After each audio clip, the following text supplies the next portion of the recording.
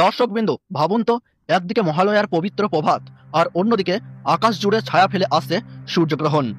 21শে September 2025 রবিবার। এই দিনটা কেবল ক্যালেন্ডারের আরেকটি দিনই নয়, এটা এক ভয়ঙ্কর কাকতাল, এক মহাজাগতিক খেলা যা যুগে যুগে রহস্যে ঘেরা। কেন মহালয়ার দিনেই সূর্যকে ঢেকে ফেলবে চন্দ্র? এটা কি নিছকই কাকতাল, নাকি লুকিয়ে আছে এর পেছনে অজানা মহাজাগতিক সতর্কবার্তা? অমাবস্যার অন্ধকার আর সেই সাথে গ্রহণের ছায়া, পুরাণে বারবার এমন ঘটনার সাথে জড়ানো হয়েছে অশুভ শক্তির জাগরণ। বিজ্ঞান বলছে এক কথা, অথচ বিশ্বাস বলছে আরেক কথা। ভারত ও বাংলাদেশ থেকে মানুষজন একসাথে এই দৃশ্য দেখতে পাবে, কিন্তু প্রশ্ন হলো, এই আংশিক সূর্যগ্রহণ আমাদের জীবনে কি বার্তা রেখে যাবে? মহালয়ার দিন সকালে দেবী দুর্গাকে আহ্বান করার সুর যখন বাতাসে ভেসে আসবে, তখনই আকাশে ঢেকে যাবে সূর্য। এটা কি শুধু এক বৈজ্ঞানিক ঘটনা, নাকি এক গভীর রহস্য? প্রাচীন শাস্ত্রে বলা আছে, মহালয়া ও অমাবস্যার যোগ মানে হলো পূর্বপুরুষদের আশীর্বাদ লাভের সময়। কিন্তু যদি এই দিনে সূর্যগ্রহণ ঘটে, অন্যদিকে জ্যোতিষ বিজ্ঞানীরা বলছেন এটা হলো চাঁদ ও পৃথিবীর নিখুঁত গাণিতিক নাচ, যেখানে সূর্যের আলো আংশিকভাবে ঢাকা পড়বে। তবুও সাধারণ মানুষের মনে প্রশ্ন, এই গ্রহণ কি শুধু আকাশের ছায়া, নাকি অদৃশ্য শক্তিরও উপস্থিতি? 21শে সেপ্টেম্বর মহালয়ার সেই দিন হয়তো আপনি পূজা শুরু করবেন, হয়তো মনে মনে মন্ত্র বলবেন, আর ঠিক সেই তখনই আকাশে নামবে গ্রহণের ছায়া।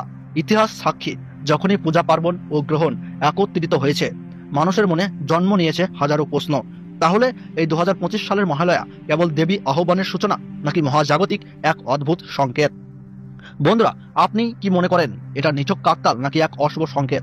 আপনার মতামত অবশ্যই কমেন্টে জানান। ভিডিওটি শেয়ার করুন, কারণ এই ঘটনা শুধু বিজ্ঞানের নয়, এটা ইতিহাসের অংশ। আংশিক হলেও এই মহাজাগতিক দৃশ্য কাঁপিয়ে দেবে কোটি কোটি মানুষের কৌতূহল। দর্শকবিন্দু, এই সূর্যগ্রহণের সময়সূচি নেওয়া হয়েছে নাসার বৈজ্ঞানিক ডাটাবেস এবং স্বীকৃত পঞ্জিকা ও জ্যোতিষ শাস্ত্রের নির্ভুল গণনা থেকে। এই বিরল মহাজাগতিক দৃশ্য ভারতবর্ষ ও বাংলাদেশের আকাশে কখন দৃশ্যমান হবে, আর আমরা জানবো কখন শুরু হচ্ছে এই গ্রহণ, কখন ঘটবে মধ্য পর্যায়, কখন শেষ হবে এই গ্রহণ, গ্রাসমান সহ সূতককালের সময় কখন থেকে আরম্ভ হচ্ছে। শুধু তাই নয়, গর্ভবতী মহিলা, শিশু এবং সাধারণ মানুষের উদ্দেশ্যে যে গুরুত্বপূর্ণ সতর্কবার্তা শাস্ত্রবিদরা জারি করেছেন, সেসব তথ্য আমরা আপনাদের জানাবো এই ভিডিওতে। তাই ভিডিওটি শেষ পর্যন্ত অবশ্যই দেখবেন। ভালো লাগলে একটি লাইক করবেন, আপনার মতামত কমেন্ট করে জানাবেন, বন্ধুদের সঙ্গে শেয়ার করবেন, আর সাবস্ক্রাইব করে আমাদের সঙ্গে যুক্ত থাকবেন। তাহলে চলুন শুরু করা যাক আজকের এই রহস্যময় মহাজাগতিক যাত্রা। সতর্ক হন, শাস্ত্রবিদদের মতে সূর্যগ্রহণের সময় গর্ভবতী মহিলা, শিশু ও সাধারণ মানুষকে থাকতে হবে বিশেষ সাবধানতায়। এই সময় অযথা বাইরে যাবেন না, ধারালো বস্তু ব্যবহার করা থেকে বিরত থাকুন, আর গর্ভবতী মহিলাদের জন্য বিশ্রামই একমাত্র সুরক্ষা। শিশুদের বাড়ির ভেতরেই রাখুন, কারণ গ্রহণের সময় প্রকৃতির শক্তি হয়ে ওঠে অস্বাভাবিক। সাধারণ মানুষকেও খাওয়া দাওয়া ও বাইরে ঘোরাফেরা এড়িয়ে চলার নির্দেশ দেওয়া হয়েছে। মনে রাখবেন, শাস্ত্রবিদদের সতর্কতা শুধু বিশ্বাস নয়, এটা প্রজন্ম থেকে প্রজন্ম চলে আসা এক অনিবার্য নিয়ম। ভারতীয় সঠিক সময়সূচি অনুযায়ী এই আংশিক সূর্যগ্রহণ শুরু হচ্ছে রাত্রি 11টায়, মধ্য সময় থাকছে রাত্রি 1:12 এবং গ্রহণ পুরোপুরিভাবে সমাপ্ত হচ্ছে 3:24।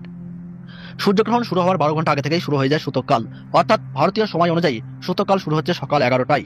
বাংলাদেশের সঠিক সময়সূচি অনুযায়ী এই সূর্যগ্রহণ শুরু হচ্ছে রাত্রি 11:30, মধ্য সময় থাকছে রাত্রি 1:42।